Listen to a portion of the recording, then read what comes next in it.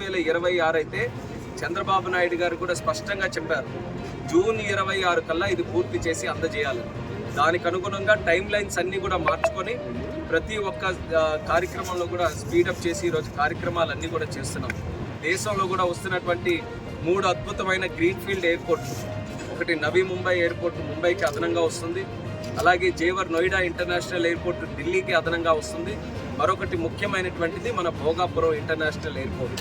ఈ 3 ఎయిర్పోర్ట్లు కూడా మన దేశం తాలూకా రూపురేఖలు మార్చే స్థాయిలో అద్భుతంగా ఎక్కడికక్కడ నిర్మాణం జరుగుతున్నాయి.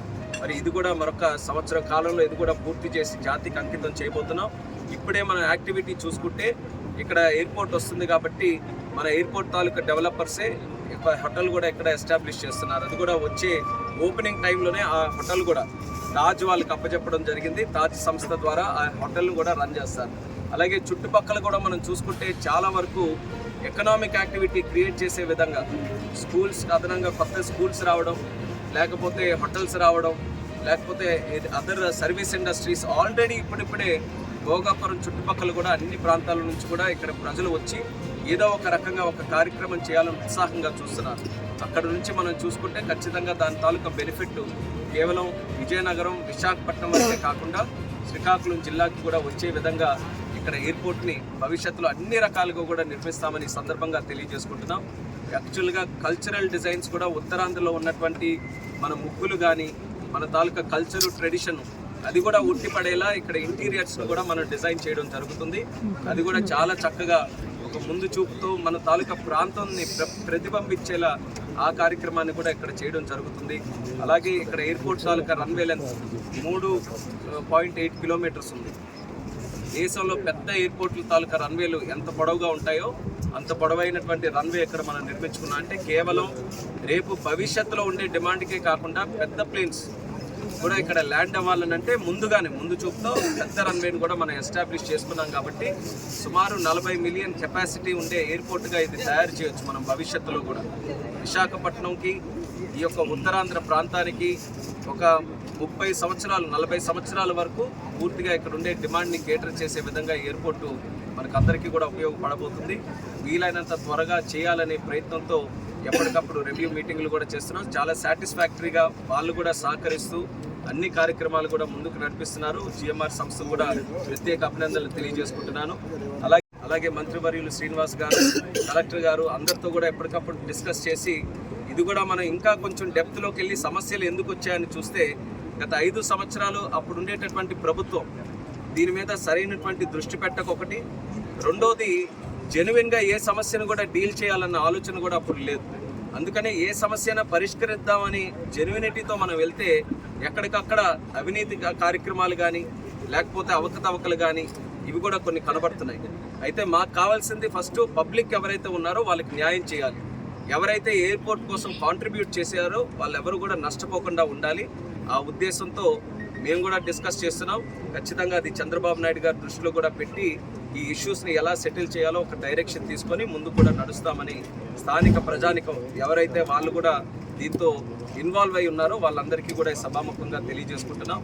అలాగే మన ప్రాంతం ప్రతి ఒక్కరు కూడా ఉద్యోగాల కోసం ఎంతో ఆరాటపడుతున్నారు. మనం ఈ జిఎంఆర్ సంస్థతో కూడా మాట్లాడాం. ఎక్కడికెక్కడ స్కిల్ డెవలప్మెంట్ సెంటర్స్ కూడా మన ప్రాంతంలో పెట్టి స్థానికంగా ఉన్నటువంటి యువతీ యువకులకి ఇక్కడ క్రియేట్ అయ్యేటటువంటి ఎంప్లాయ్మెంట్ ఏదైతే ఉంటుందో దాంట్లో అత్యధికంగా మన ప్రాంత వాసులు అడ్వాంటేజ్ తీసుకునే విధంగా ఎయిర్పోర్ట్కి సంబంధించినటువంటి ఆ ట్రేడ్స్ కానీ స్కిల్ డెవలప్మెంట్ ఏవైతే ఉన్నాయో దానికి సంబంధించి ఇక్కడే సెంటర్స్ పెట్టి ప్రమోట్ చేయాలని కూడా వాళ్ళకి చెప్పడం జరిగింది. అది కూడా రానున్న కాలంలో అది స్టార్ట్ చేస్తాం. దాని బెనిఫిట్ అంతా కూడా మన ప్రాంత వాసులకే దక్కుతుందని కూడా తెలియజేస్తున్నాను. నేను ఎయిర్పోర్ట్ మంత్రిగా, సివిల్ ఏవియేషన్ మినిస్టర్గా దేశంలో ఎక్కడ తిరిగినా ఎక్కువగా మన ప్రాంత వాసులే కనబడుతున్నారు. ఆఖరికి ఢిల్లీ లాంటి ఎయిర్పోర్ట్లో కానీ, నార్త్లో కానీ, ఈస్ట్ వెస్ట్ ఎక్కడికి వెళ్ళినా సరే ఎక్కువ మంది మన ప్రాంత వాసులే అక్కడ కనబడుతున్నారు. సో వాళ్ళందరికీ కూడా లోకల్గా ఎయిర్పోర్ట్ కానీ డెవలప్ చేసుకోగలిగితే వాళ్ళు కూడా అడ్వాంటేజ్ వస్తుంది. లోకల్గా వాళ్ళు కూడా వచ్చి ఇంటి దగ్గర నుంచే పని చేసుకునే అవకాశం దక్కుతుంది. కాబట్టి దాని మీద కూడా ఒక ఫోకస్ పెట్టుకొని ఈ కార్యక్రమాలన్నీ చేస్తున్నాం.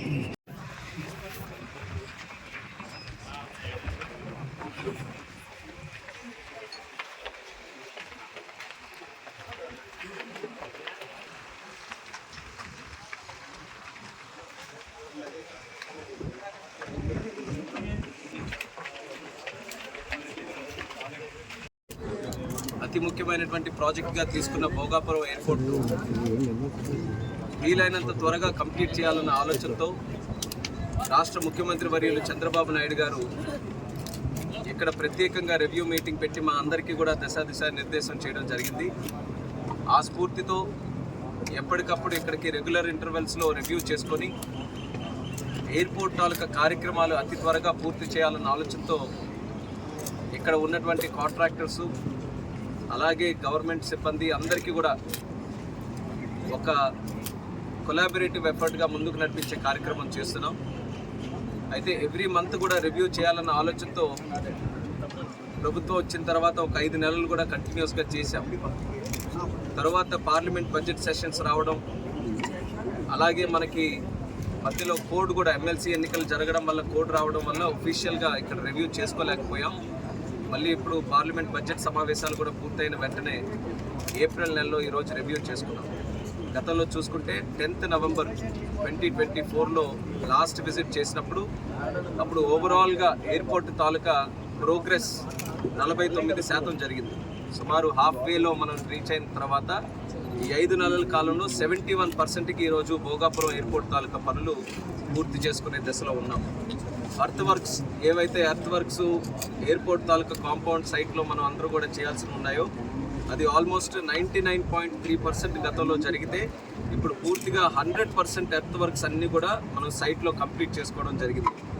ఎయిర్పోర్ట్కి ముఖ్యమైనటువంటిది రన్వే తాలూకా పనులు 65% గతంలో జరిగితే ఇప్పుడు 97% రన్వే తాలూకా పనులు కూడా మనం పూర్తి చేసుకున్నాం. ట్యాక్సీవే రన్వేకి అదనంగా ఉన్నటువంటి ట్యాక్సీవే కూడా గతంలో 41% జరిగితే ఇప్పుడు 92% వరకు ట్యాక్సీవే తాలూకా పనులు కూడా పూర్తి చేశాం.